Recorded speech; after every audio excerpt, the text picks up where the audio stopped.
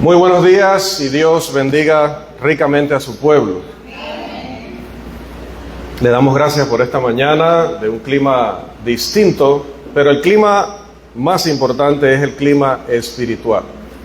Y ese clima nace, surge y se mantiene estable de acuerdo a cuánto nos alimentemos de la palabra y cuánto se refiere a la cantidad, pero también a la frecuencia. Estamos en nuestra serie de estudios hablando acerca de grandes preguntas en la Biblia, como lo es la de nuestra lección número 10, que finaliza este día: ¿cómo escaparemos si descuidamos una salvación tan grande? Hemos estado viendo que para evitar perder esa salvación, en primer lugar descuidarla, debemos tener una determinación diaria, la decisión cada día de hacer la voluntad de Dios en mi vida. No necesito que alguien humano me esté vigilando cada día y evaluando cada día. Yo debo, a través de ese compromiso que tengo con Dios, cada día examinarme a mí mismo. En segundo lugar, que es necesario un examen constante. Voy a decidir hacer la voluntad de Dios y voy a examinarme constantemente. En tercer lugar, que la oración persistente, es decir, que no solamente lo hago la hago de una manera litúrgica, como para levantarme, para acostarme, para el desayuno, para el almuerzo y para la cena, y convierto eso, como hacían los judíos, en una práctica de la religión, pero que solamente es externa, mecánica, ritualista. Dios no quiere eso. Dios quiere que nos comuniquemos con Él. La oración no es simplemente un acto de religiosidad en el sentido de voy a hacer esto solo porque Dios me lo manda y voy a hacerlo al mínimo esfuerzo posible. No, debe ser algo que nos encante, debe ser algo que disfrutemos, debe ser algo que valoremos, porque es la comunicación con nuestro Padre. Si no pretendemos descuidar una salvación, la gran salvación de Dios, debemos aprovechar la ventaja del maravilloso privilegio de que, aún siendo débiles, pecadores, desobedientes, fallamos en muchas ocasiones a nuestro Padre, tenemos la oportunidad de acercarnos a Él en oración. A pesar de que Él no está en la obligación de darnos nada, nos ha dicho: pidan, llamen, toquen la puerta y se les va a escuchar, se les va a responder. ¿Por qué? ¿Por qué todo esto es importante? Vimos porque la oración nos provee de ayuda y fortaleza. Llegan las pruebas y no estamos preparados. Nos desmoronamos fácilmente. Perdemos la confianza fácilmente. Nos quejamos como si no tuviéramos esperanza. ¿Y por qué? Porque no estamos teniendo una vida de oración que nos ayude y nos fortalezca para mantenernos fieles. Además, vimos que la oración también es una vía, es un recurso para poder sobrellevar las cargas y preocupaciones, porque Dios nos dice: dámelas. No estés todo el día bajo esa gran roca que te mantiene encorvado, que te mantiene clamando, llorando. No, dámela a mí. Confía en que yo lo puedo manejar. Nunca te daré una prueba que vaya más allá de tu capacidad, y nunca te daré una prueba con la que juntamente no te dé también la salida. Que la oración nos da también la oportunidad de recibir perdón continuo. Este perdón continuo tiene que ver con que, como dice 1 Juan 1:9, que le llamamos el jabón del cristiano, este perdón continuo se obtiene a través de nuestro abogado, que es Jesucristo, quien también con su sacrificio nos da esa oportunidad de pedir perdón en nuestro arrepentimiento y confesión ante Dios y poder seguir adelante. Decíamos que la iglesia no está compuesta de personas perfectas. Si usted ha llegado aquí con esa convicción, temo decirle que se equivocó de lugar. Aquí no hay personas perfectas. Las habrá en el cielo, pero aquí no. Aquí hay personas imperfectas que nos equivocamos de muchas maneras. Que seamos predicadores, ancianos, diáconos, lo que seamos, y la cantidad de años que llevemos, nunca seremos perfectos en el sentido absoluto de esa palabra. Por lo que debemos reconocerlo, no creer nunca que no podemos caer o fallar, porque le haríamos a Él mentiroso, porque todos pecamos. Pero a través de la oración obtenemos la oportunidad de ser limpiados. Y también la oración nos permite imitar el ejemplo de Cristo. Si el Todopoderoso Dios necesitó de la oración, ¿quiénes somos nosotros para pensar que no la necesitamos? Si Él en sus momentos de enseñar, en sus momentos de enfrentar a sus enemigos, en el momento que estaba en la cruz, previo a la cruz también, cada día y a cada momento buscaba una oportunidad para comunicarse con su Padre, ¿cómo no la vamos a necesitar también nosotros? Y tenemos allí muchos pasajes. En cuarto y último lugar, el servicio constante es necesario si vamos a perseverar en la gran salvación de Dios. El apóstol Pablo, al escribir a los hermanos en Corinto, les recuerdo que les habló en el capítulo 15 de lo que es la resurrección de entre los muertos. Y dijo que si Cristo no resucitó, entonces nadie va a resucitar.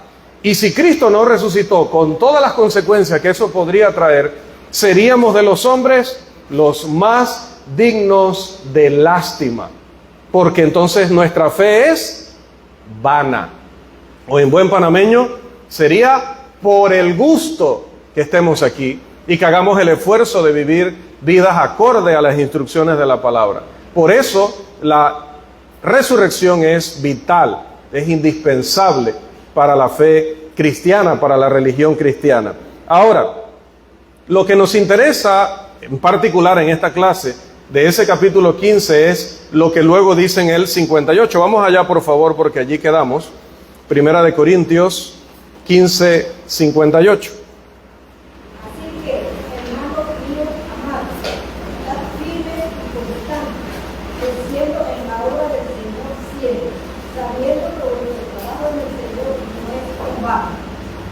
Amén.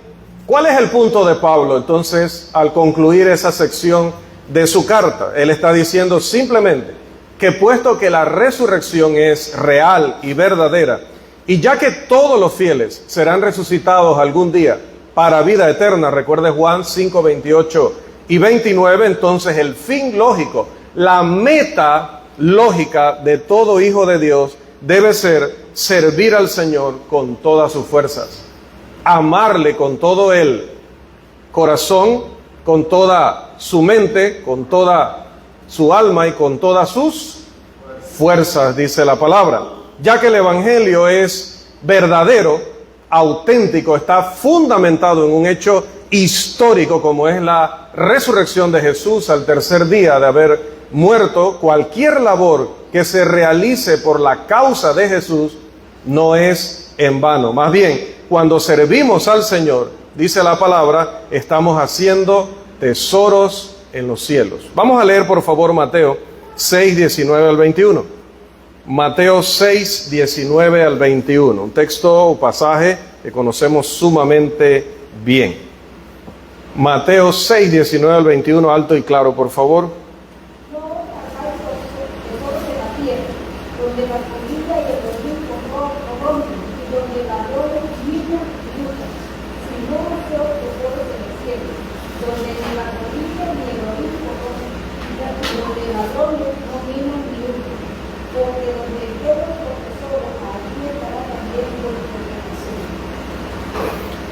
Reconocer estas verdades que dice nuestro Señor en este gran sermón y particularmente en esa sección debería ayudarnos a mantenernos fieles, que no es solamente congregarnos, ¿sí? El hermano es fiel porque viene todos los miércoles, todos los viernes, todos los domingos. No, la fidelidad es que nosotros estemos apegados a las instrucciones de Dios en cada aspecto de nuestras vidas, cada día de nuestras vidas. Eso es fidelidad, que podríamos utilizar el sinónimo de lealtad.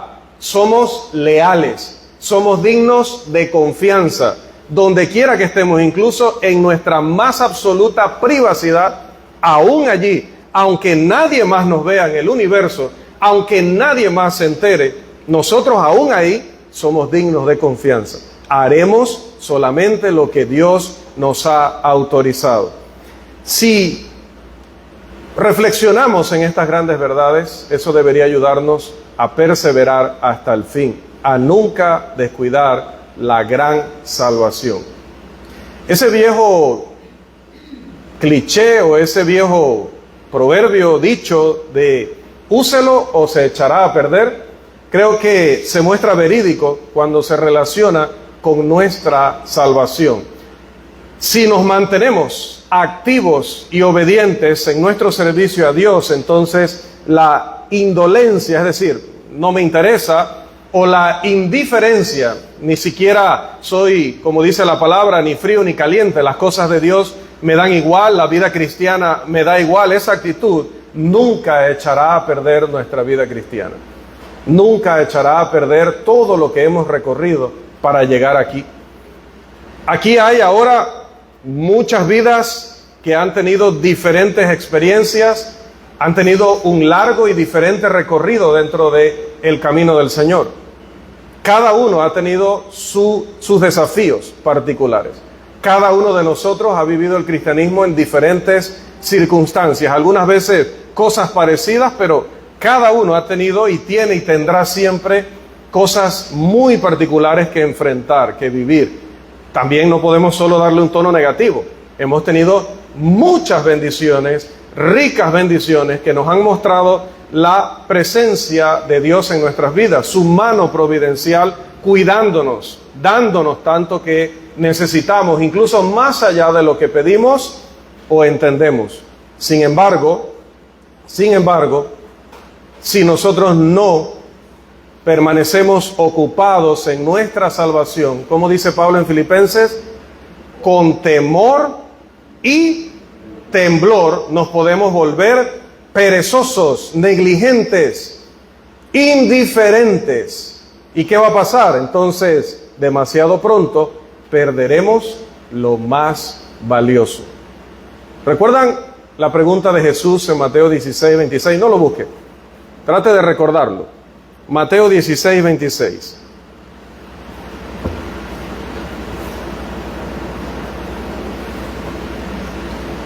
Mateo 16, 26. Habla del alma, habla del mundo, habla de cuánto el hombre podría dar o de qué le sirven las cosas de esta tierra. ¿Ya recuerdan? ¿De qué le sirve a un hombre si ganare todo el mundo, pero? Y cuando pensamos en ganar todo el mundo, generalmente lo encasillamos en riquezas. Y ya decía que las riquezas deben, o el concepto riquezas debe definirse correctamente, porque si no pensamos que solamente de los birsi hacia arriba son los que tienen ese problema. Qué bueno que yo no tenga que lidiar con la tentación de las riquezas. Pues no es así. Realmente somos ricos materialmente, prácticamente todos los que estamos aquí, si no todos. Porque cuando nos comparamos con personas que verdaderamente están viviendo una pobreza extrema, entendemos cuántas bendiciones tienes ya, dice la Escritura. Hay gente que tiene que dar a luz en la casa, que tiene que haber alguien ahí del pueblo que le ayude en eso como bien pueda. Pero a nosotros nos espera un hospital con todas las atenciones, con los mejores médicos disponibles. ¿Realmente somos pobres en el sentido profundo y completo de esa palabra? No. Entonces, realmente ganar el mundo involucra muchas cosas.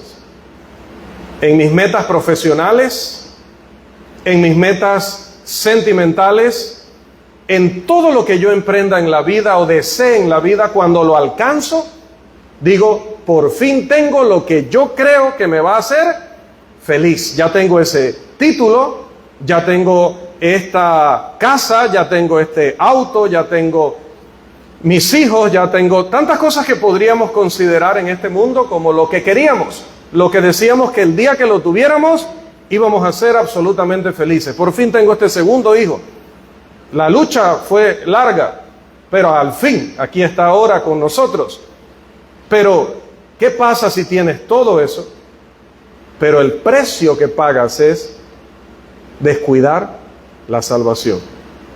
Cada día estar menos comprometido con las cosas de Dios, no ser útil en la iglesia del Señor, no estar constantemente viendo cómo sirvo, cómo ayudo, cómo colaboro, cómo soy un obrero activo. Si el precio es que por tener todo lo que a mí particularmente me hace feliz, esa ilusión de creer que eso es la verdadera felicidad, sacrifico a la iglesia, sacrifico a Dios, entonces, ¿qué va a pasar? Dice, ese hombre que se preocupa solo de ganar todo el mundo, ¿cuál puede ser su final? Perder su alma. Por lo tanto, permítame en la conclusión de esta lección enfatizar la determinación diaria, la cual debe relacionarse con agradar a Dios. ¿Se acuerda el texto de 1 Corintios 7? No lo busque, porque no está en el contexto de nuestra lección. Donde Pablo dice que el soltero, bueno, voy a empezar por el casado. Dice que el casado se ocupa de ¿qué? ¿Se acuerdan? Se ocupa. Antes de eso dice, se ocupa de las cosas del mundo. Y luego especifica una de ellas, dice de cómo, ahora sí, el hermano Rafael lo dijo más rápido que todos. Qué dichosa hermana. De una vez él pensó de cómo agradar a su esposa. Estoy en el almuerzo incluido. Él se preocupa de eso, pero luego dice de los solteros, ¿qué hacen ellos?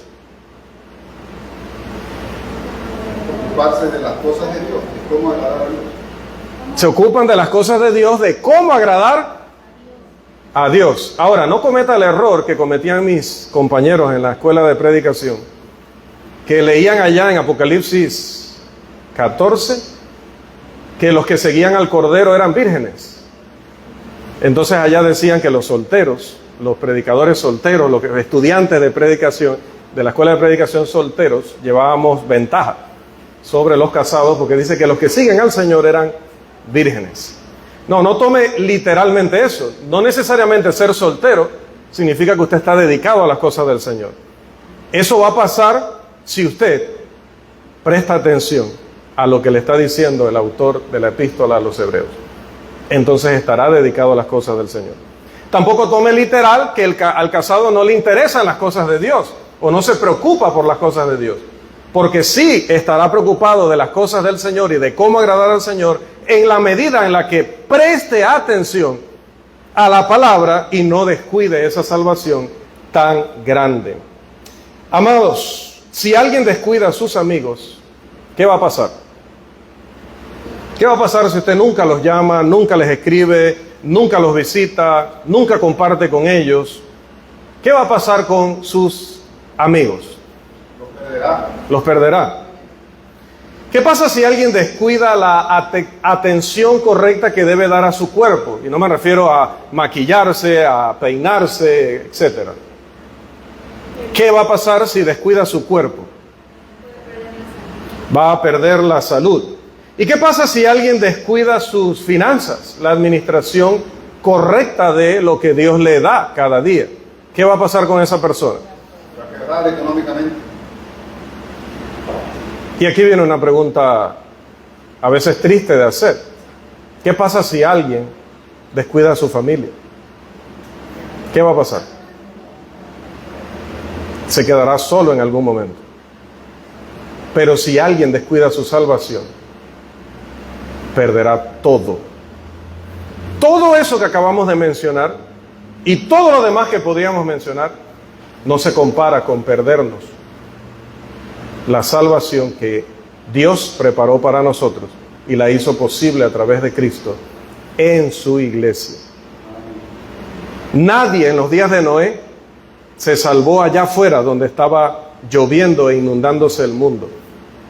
La salvación se encontró en el arca. Solo 8 prestaron atención. ¿Cuántos estaremos prestando atención verdaderamente entre nosotros. ¿Cómo escaparemos si descuidamos una salvación tan grande? La respuesta es: no escaparemos. Por lo tanto, nunca cometamos el error de tratar con menosprecio el don de la salvación que hemos encontrado en Cristo. Amén. Bien, hermanos, terminamos allí nuestra lección número 10 y empezamos, en lo que nos permita el tiempo, nuestra lección número 11. Así que usted, en sus notas allí mentales, siempre lo admiraré por eso, cómo hace para absorber todo esto, no tener que copiarlo y recordarlo de por vida para enseñarlo a sus hijos y a los hijos de sus hijos. Es algo que voy a admirar permanentemente, porque nunca consideraré que realmente no quiere tomar notas porque no las quiere tomar. Nunca pensaré eso de usted. Vamos a Éxodo, capítulo 5, y vamos a leer el versículo 2, por favor. Éxodo, capítulo 5, versículo 2.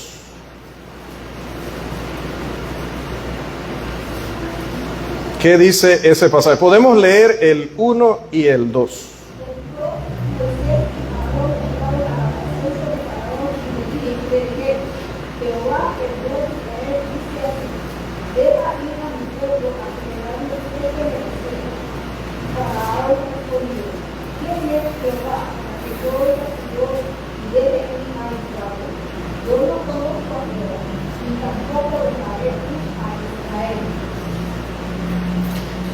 Mantenga el divisor allí, en ese pasaje, póngale algo allí, porque aunque estemos yendo para allá y para acá, ese es el pasaje que contiene la pregunta número 11 de nuestra serie. ¿Quién es Jehová para que yo oiga su voz? Jehová, yo. Son los dos personajes de esa pregunta o de esa oración. Ahora, cierre allí y acompáñeme a ir atrás en el tiempo a los días dorados en los cuales los descendientes de Abraham estaban en Egipto, debido a que en su área donde ellos vivían, su zona, y en el resto del mundo conocido, estaba aconteciendo una gran hambruna. Muchos años antes de eso, uno de los faraones de Egipto, es decir, no es porque había varios gobernando al mismo tiempo, sino dentro de la historia de todos esos años, un faraón había tenido un curioso sueño en el cual él estaba allí frente al río Nilo. Vamos a Génesis capítulo 41, no pierda Éxodo 5:2, por favor, pero vamos a Génesis 41 y vamos a leer los versículos 1 al 7, alto y claro, por favor. Aconteció que pasados 2 años tuvo Faraón un sueño.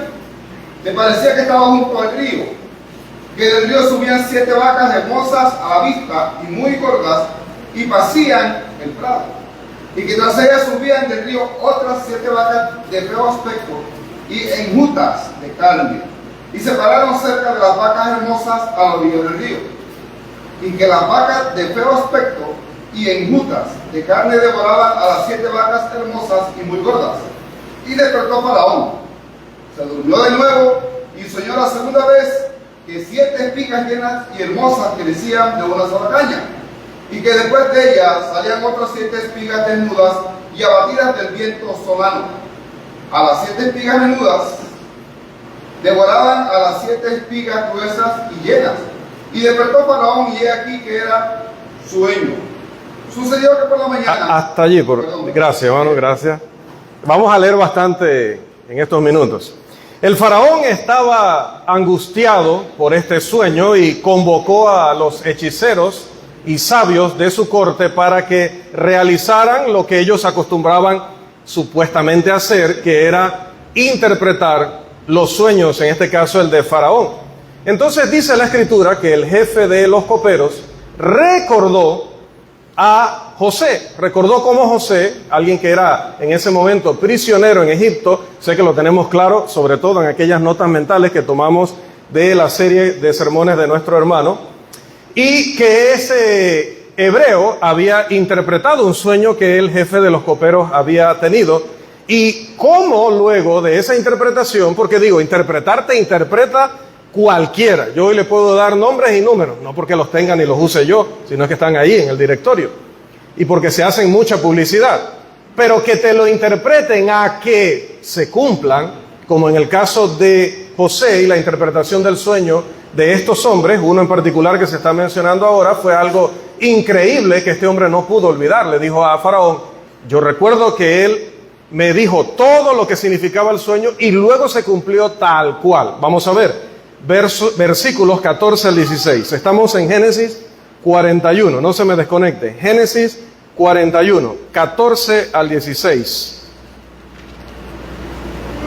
¿Alguien más que nos colabore? 14 al 16. Entonces Faraón envió y llamó a José, y lo sacaron apresuradamente de la cárcel, y se afeitó y mudó su vestido y vino a Faraón.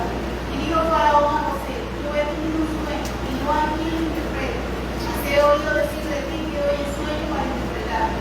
Respondió José a Faraón diciendo, no está en mí, Dios será el que dé respuesta propicia a Faraón.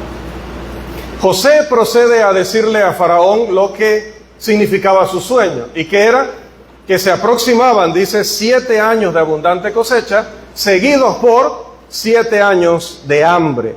Y luego declara, versículo 32. Y el suceder el sueño Faraón 2 veces significa que la cosa es firme de parte de Dios y que Dios se apresura a hacerla. Qué tremenda esa expresión, ¿verdad? Esto es firme y Dios se apresura a hacerlo. Para bien o para mal. Dios, bien o mal nuestro, de acuerdo a nuestra obediencia o desobediencia, Dios se apresura a hacer lo que se ha propuesto hacer. No hay tardanza en Dios, dice segunda de Pedro. Ahora, versículos 34 al 37, alto y claro, por favor. 34 al 37. Haga esto Faraón y ponga gobernadores sobre el país, y quite la tierra de Egipto en los 7 años de la abundancia, y junte toda la provisión de estos buenos años que vienen, y recojan el trigo bajo la mano de Faraón para mantenimiento de las ciudades, y guárdenlo. Y esté aquella provisión en depósitos para el país, para los 7 años de hambre que habrá en la tierra de Egipto, y el país no perecerá de hambre. Después de decirle que Dios va a cumplir lo que se ha propuesto, le da su consejo. Y ese consejo o esa recomendación, pues agradó a Faraón y a todos los siervos de su corte. Así que decidieron colocar a José como el encargado de toda la operación. El segundo al mando en todo el país, el más poderoso de la tierra en aquella región. Y dice la Escritura que solo estaba por debajo de Faraón en autoridad. Por lo que luego el texto inspirado registra, versículos 47 al 49. 47 al 49. En aquellos 7 años de abundancia, la tierra produjo a montones.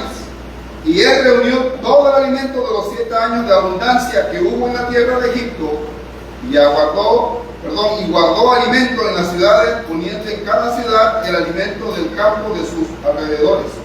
Recogió José trigo como arena del mar, mucho en extremo, hasta no poderse contar, porque no tenía número. Ahora los versículos 53 al 57, por favor. Así se cumplieron los 7 años de abundancia que hubo en la tierra de Egipto. Y comenzaron a venir los 7 años de hambre, como José había dicho. Y hubo hambre en todos los países, más en toda la tierra de Egipto había pan. Hasta el final. Cuando se sintió el hambre en toda la tierra de Egipto, el pueblo clamó a Faraón por pan. Y dijo Faraón a todos los egipcios, id a José y haced lo que él os dijere. Y el hambre estaba por toda la extensión del país. Entonces abrió José todo el granero donde había y vendía a los egipcios, porque había crecido el hambre en la tierra de Egipto. Y de toda la tierra venían a Egipto para comprar de José, porque por toda la tierra había crecido el hambre. Ahora nos movemos muchos kilómetros al este, no de aquí, no se preocupe, sino en la lectura, y encontramos a la familia de José careciendo de alimentos como resultado de aquella gran hambruna profetizada. Jacob, viendo que había grano en Egipto, envía a sus hijos para que compren las provisiones necesarias. Y a través de una, digamos, intrigante cadena de eventos, la familia de José terminó residiendo en la zona de Gosén, en Egipto, por invitación del mismísimo Faraón. Ahora, han pasado unos 133 años. José había muerto unos 62 años antes, y encontramos, Éxodo 1:7, que los hijos de Israel, Éxodo 1:7, que los hijos de Israel fructificaron y se multiplicaron y fueron aumentados y fortalecidos en extremo, y se llenó de ellos la tierra. Durante este tiempo, nos dice la Biblia que se levantó un rey que no tuvo respeto por las cosas que José había hecho en el pasado por Egipto. En realidad, él le tenía miedo a los hebreos, porque la Biblia dice en Éxodo 1:9 al 10, alto y claro por favor, Éxodo 1:9 al 10.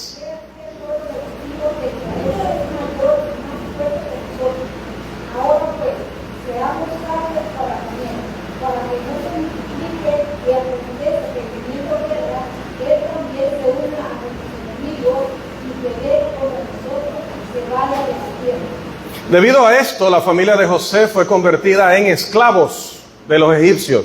El faraón incluso fue más lejos, porque ordenó matar a todo niño varón que naciera entre los hebreos. Pero hay uno en particular que sobrevivió. ¿Quién?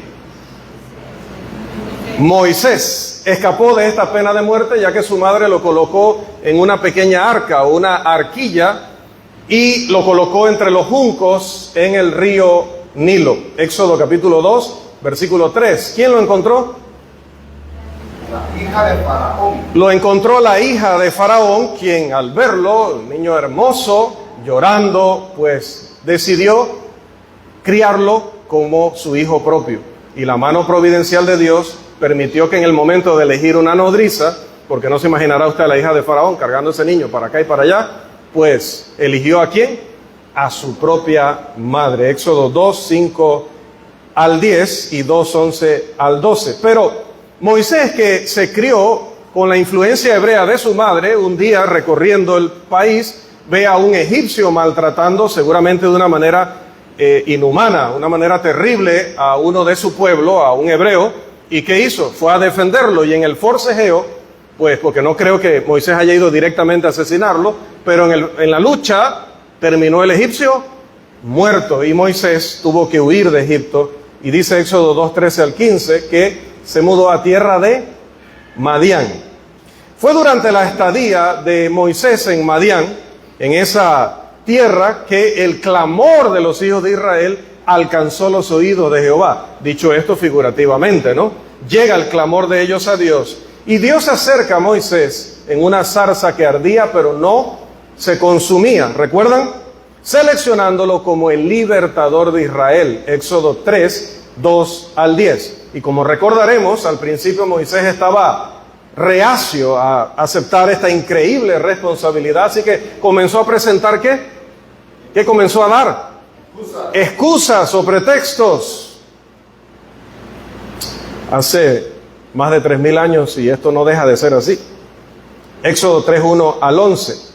Finalmente, después de que Dios resolvió todas esas excusas, lo envió a hablar con el faraón a favor del pueblo de Dios. Y en presencia del hombre más poderoso, terrenalmente hablando, Moisés le dice en Éxodo 5:1, Jehová, como leímos, el Dios de Israel dice así: deja ir a mi pueblo a celebrarme fiesta en el desierto. Moisés, de una manera clara, sencilla, pero con autoridad, le está diciendo a este hombre, al faraón de Egipto: Dios tiene un mensaje para ti y lo tienes que acatar. ¿Qué le parece? ¿Cuál fue la respuesta de Faraón? La tenemos en pantalla. ¿Cuál fue la respuesta de Faraón? ¿Quién es Jehová para que yo oiga su voz y deje ir a Israel? Yo no conozco a Jehová, ni tampoco dejaré ir a Israel. Éxodo 5:2. En otras palabras, ¿qué autoridad tiene Él sobre mí? No tengo obligaciones con Él. ¿Quién es ese Dios del que me hablas para que yo tenga que obedecerle? Entonces, ¿quién es Jehová? ¿Por qué debemos obedecerle? Estas son preguntas de gran interés y de importancia eterna. Estas son preguntas por las cuales o con las cuales cada uno de nosotros debería tratar de manera honesta y sincera. Hay muchos temas que nosotros no podemos comprender plenamente, y entre ellos está la naturaleza de Dios y cómo Dios opera en el mundo, sobre todo en la providencia, como ya lo hemos estudiado. Pablo reconoció esto mientras estaba allá en el Areópago, allá en Grecia, y miraba la rampante idolatría de Atenas. Y dice en Hechos 17:29, siendo pues linaje de Dios, no debemos pensar que la divinidad sea semejante a oro, o plata, o piedra, escultura de arte y de imaginación de hombres. ¿Quién es Jehová para que tengamos que oír su voz y obedecerle? Ya tenemos todo el contexto y el panorama para poder responder a esta pregunta. Lo que no tenemos es tiempo, porque se agotó. Así que la próxima semana, si Dios nos da oportunidad, no deje de llegar temprano, de cumplir con su obligación ante Jehová, de estar aquí presente cuando abramos la palabra de Dios para que la estudiemos juntos en este interesante tema. Que el Señor nos siga bendiciendo.